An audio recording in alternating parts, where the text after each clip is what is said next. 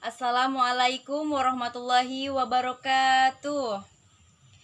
Hello everybody. Good morning. And how are you today? Yes, I'm fine, thank you. Okay. Introduce myself. My name is Irma.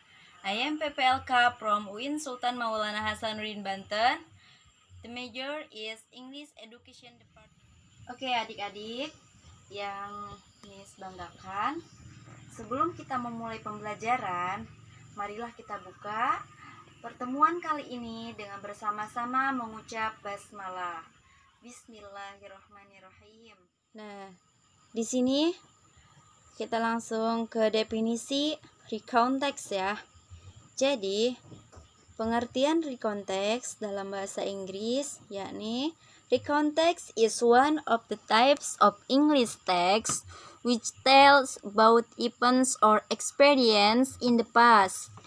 Jadi pengertian recontext adalah recontext merupakan salah satu jenis teks dalam bahasa Inggris yang menceritakan tentang peristiwa atau pengalaman di masa lampau. Nah, recontext juga mempunyai tujuan. Tujuannya adalah, dalam bahasa Inggris tujuan itu the purpose ya. The purpose of recontext is to provide information or to entertain readers. Jadi tujuan recontext, tes recount adalah untuk memberi informasi atau menghibur pembacanya. Nah, itu ya. Nanti tolong diingat pengertian dan tujuan dari recontext tersebut.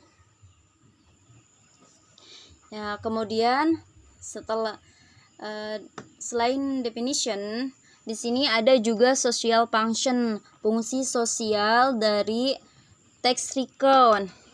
Fungsi sosialnya adalah to retell an incident, event, or activity in the past to the reader with the aim of reporting or entertaining. Jadi fungsi sosialnya yaitu untuk menceritakan sebuah kejadian, peristiwa, atau aktivitas di masa lampau kepada pembaca dengan tujuan untuk memberitahu atau memberitakan atau juga menghibur para pembacanya. Nah, kemudian ada structure of the text ya. Jadi text recount ini mempunyai struktur teksnya. Struktur teks pada text recount ada 3. Yang pertama orientation, yang kedua events, dan yang ketiga reorientation. Nah, orientation ini yaitu artinya introduction ya. Introduction provides information about the actors, places, or object involved in it. Jadi, orientation ini merupakan pemberitahuan yang memberikan informasi tentang pelaku pada sebuah cerita, kemudian tempat dan objek yang terkandung di dalamnya. Kemudian struktur teks yang kedua adalah events. Events is a series of events that occurred, usually presented in order. Jadi, events atau peristiwa-peristiwa merupakan serangkaian peristiwa yang terjadi dalam cerita. Biasanya, events ini disajikan secara berurutan. Ya, secara berurutan. Kemudian, reorientation. Reorientation is conclusion of a series of events that occurred, not necessarily in the recontext. Jadi, reorientation ini adalah kesimpulan yang merangkai dalam sebuah peristiwa yang terjadi. Nah, kesimpulan ini bisa jadi ada, bisa jadi tidak ada. Jadi, bagian reorientation ini tidak wajib ya adik-adik ya. Karena reorientasi ini disajikan atau ditulis oleh penulis, oleh yang melakukan atau melakukan kegiatan tersebut yang mengalami pengalaman dalam cerita tersebut. Oke, jadi itu ya struktur dari text recon, orientation, events, dan reorientation. Orientation biasanya ada pada paragraf pertama, kemudian events ada pada paragraf kedua, ketiga, dan selanjutnya selama kegiatan itu masih berlangsung. Kemudian reorientation ini penutup dari rangkaian cerita.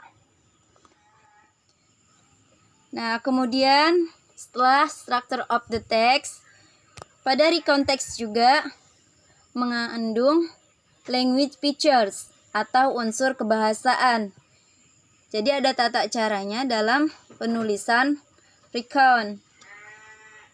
Teks recon ini mempunyai language features, diantaranya using simple past tense, menggunakan simple past tense.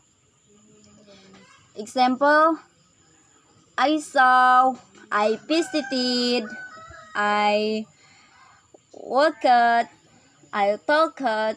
Nah, seperti itu ya. Jadi menggunakan simple past tense, kata kerja atau kalimat pada masa lampau. Kemudian using action verb, menggunakan kata kerja tindakan. Example, walk, run, talk, dan lain sebagainya. Jadi menggunakan kata kerja tindakan. Artinya kata kerja itu dilakukan pada waktu kejadian. And then using adverbs, menggunakan kata keterangan, baik keterangan tempat maupun keterangan sesuatu yang telah dirasakan. Example, keterangan waktu, last time, last September, last month, last week, yesterday. Nah, itu merupakan keterangan waktu. Kemudian keterangan sesuatu yang telah kita lalui itu mengandung unsur kepada perasaan ya, seperti happy, kemudian bad, nah heavily, beautifully. Misalkan melihat pemandangan yang sangat bagus, kita mengungkapkannya dengan beautifully. Nah, itu ada unsur keterangan dari untuk language feature recon text. Kemudian using adjectives, menggunakan kata sifat.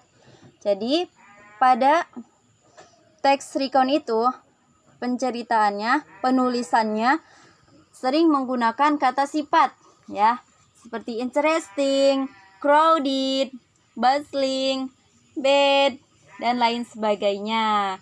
Kemudian the last is using conjunction and chronological connectors, menggunakan kata penghubung. Example, before, after, but, dan lain sebagainya. Ini contoh teks recon ya, dengan judul Our Trip to the Blue Mountain. Nah, paragraf pertama ini adalah termasuk pada bagian orientation.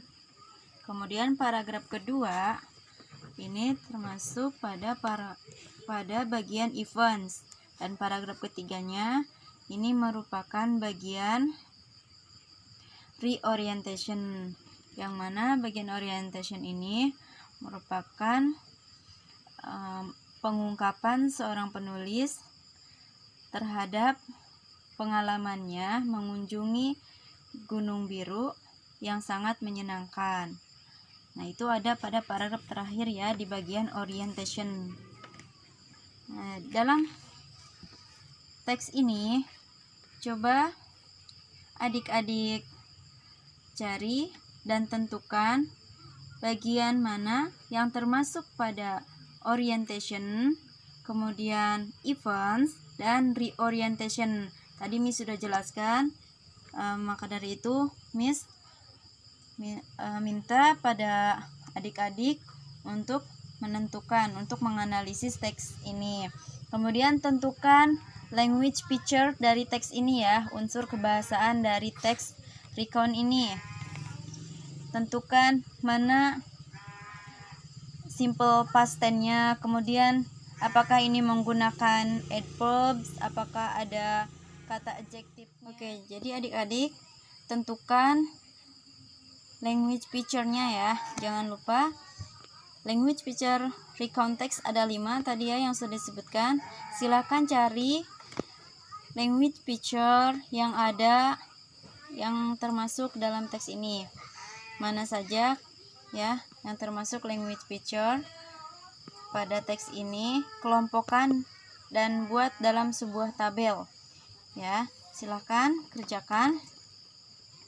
Nanti kita bahas bersama-sama. Oke adik-adik, tadi ya contoh teks recount-nya sudah jelas ya. Tadi bagian dengan judul Our Tip to Blue Moon ya. Di situ sudah ada 3 paragraf. Biasanya kalau paragrafnya panjang, pada bagian events-nya itu banyak, rangkaian ceritanya itu banyak. Nah, karena itu sedikit, jadi hanya ada 1 paragraf bagian eventnya. Nah, kalau adik-adik punya pengalaman, silahkan dituliskan dalam sebuah kertas. Silahkan tentukan mana bagian orientation, kemudian mana bagian events, dan mana bagian reorientation. Nah, gitu ya. Oke adik-adik, kita review ya pembelajaran kali ini. Kali ini tadi kita sudah bahas tentang recount text, pengertiannya, kemudian tujuannya, kemudian strukturnya, kemudian terakhirnya itu adalah unsur kebahasaannya. Nah, pengertiannya kita ulas lagi ya, kita ulas pembelajarannya agar lebih paham dan lebih menempel pada pemahaman kita.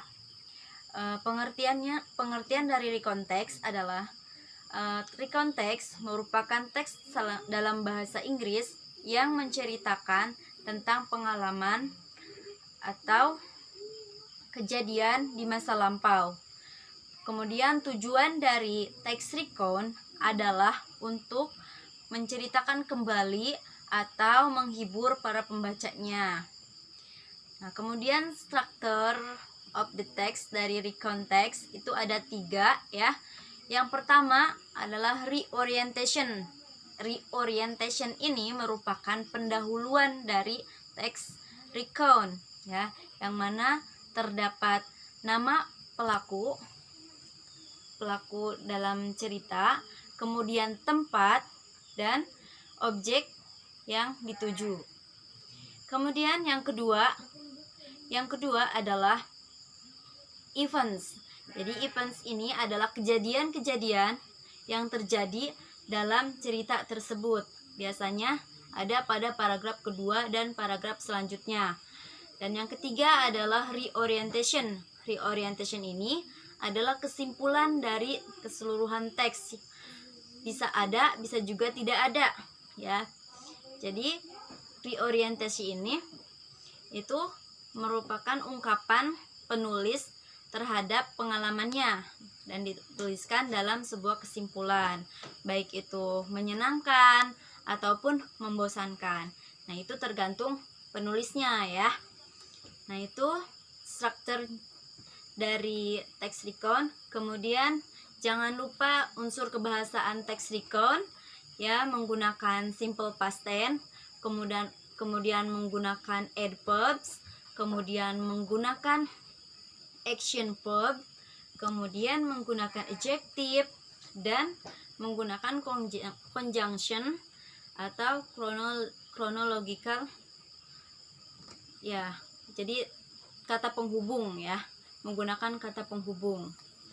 Nah, itu jangan lupa tadi tugasnya mengidentifikasi teks yang sudah diberikan, yang sudah dicontohkan tadi. Silahkan adik-adik analisis ulang mana bagian strukturnya dan mana bagian language picture-nya. Nah, silahkan dikerjakan di rumah, jaga kesehatan dan ikuti protokol kesehatan dari pemerintah. Saya ucapkan terima kasih atas waktunya, dan terima kasih juga adik-adik telah meluangkan waktu untuk mengikuti pembelajaran bersama saya. Ya, untuk itu mari kita tutup. pembahasan kali ini dengan bersama-sama mengucap hamdalah. Alhamdulillahirabbil alamin. Terima kasih dan mohon maaf. Wassalamualaikum warahmatullahi wabarakatuh.